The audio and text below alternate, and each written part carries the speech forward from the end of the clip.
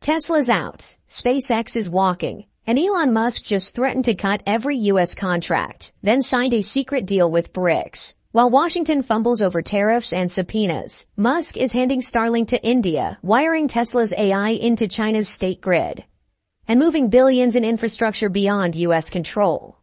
The Pentagon called him a risk. Treasury launched an investigation. Trump called him crazy. But what if this isn't rebellion? It's succession. But here's the question.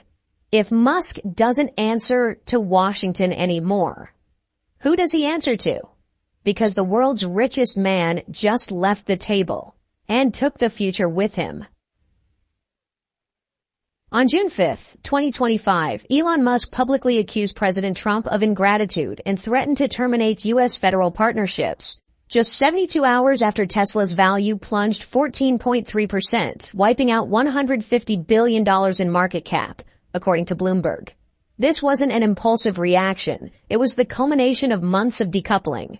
Tesla withdrew from federal EV programs. SpaceX halted Pentagon coordination, and Starlink abandoned military satellite reviews. There were no public briefings, only strategic exits. Musk's statement before Congress on May 14th made his logic explicit. If innovation is punished in the U.S., I'll take innovation to countries that still believe in it. Since then, Musk has refused to prioritize U.S. policy, instead aligning Tesla's infrastructure with jurisdictions beyond Washington's reach. The Wall Street Journal reports that federal officials were blindsided by the speed of this retreat, prompting one DoD source to say off record, "We didn't lose Elon. We priced him out." But if this isn't a protest, why is he still building, and where? After the Pentagon's first quarter 2025 request for override access to Starlink was denied, the U.S. immediately removed SpaceX from 3 satellite procurement lists, totaling over $4 billion, as confirmed by the GAO. Lockheed and Raytheon filled the vacuum, while Boeing inherited a classified Pacific surveillance relay. Meanwhile, South Africa, Brazil, and India, 3 BRICS states, accelerated Starlink integration. India, in particular, defied U.S. pressure during March bilateral talks, stating that Starlink's rollout was an internal matter, per Reuters. By June, pilot coverage was active across 5 Indian states, with full national deployment set for quarter 4. Notably, Russia's leaked procurement requests reference non-state LEO providers with military-grade communications, widely interpreted as an indirect invitation to Musk's team. As one RAND analyst told Bloomberg, Starlink isn't exiting the defense space, it's just changing flags. But if Musk's satellites are no longer under Pentagon jurisdiction, who decides where they orbit next? Following the March 2025 EV tariff expansion, Tesla quietly cut ties with all U.S.-funded EV corridor and grant initiatives, redirecting resources toward a $2.3 billion infrastructure deal in Brazil. That agreement, according to Brazil's Ministry of Communications, includes a national charging network and battery R&D labs, none subject to U.S. regulation. Concurrently, Tesla rerouted critical supply chains through ports in South Africa and Malaysia to bypass compliance bottlenecks triggered by U.S. trade rules. Bloomberg Intelligence notes this pivot reduced Tesla's U.S. exposure by 38% in the second quarter alone. This isn't retaliation, it's architecture.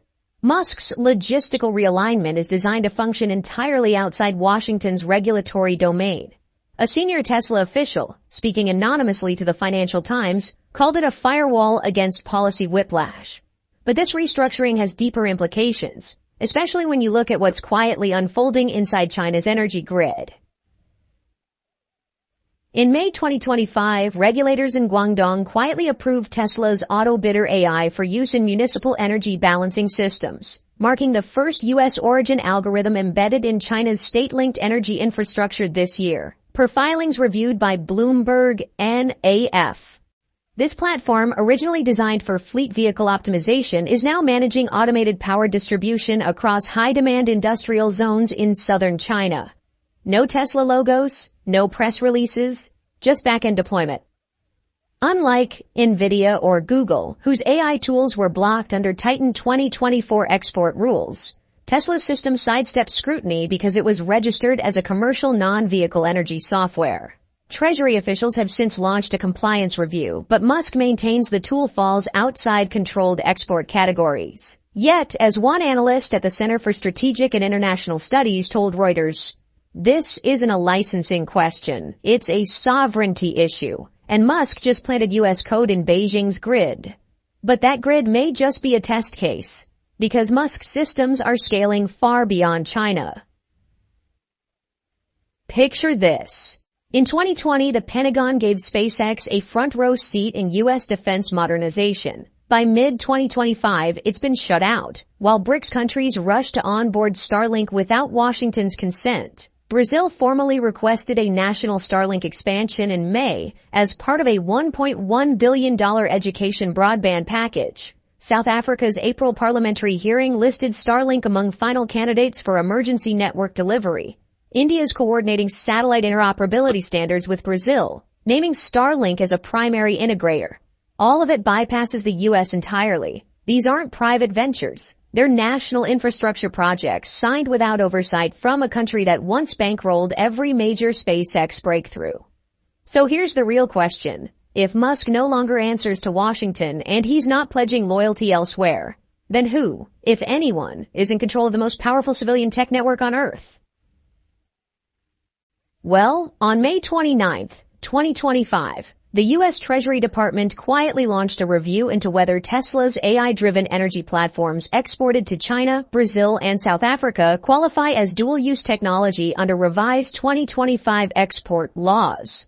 According to Bloomberg, the probe targets Tesla's auto bidder and grid balancing tools now used in foreign state-linked utilities, questioning if these systems bypass AI trade restrictions enforced after the 2023 CHIP Act expansion. Musk's legal team insists the platforms are, quote, commercially non-sensitive. Yet Reuters reports that Treasury officials are treating this case as a test of post-chip enforcement thresholds.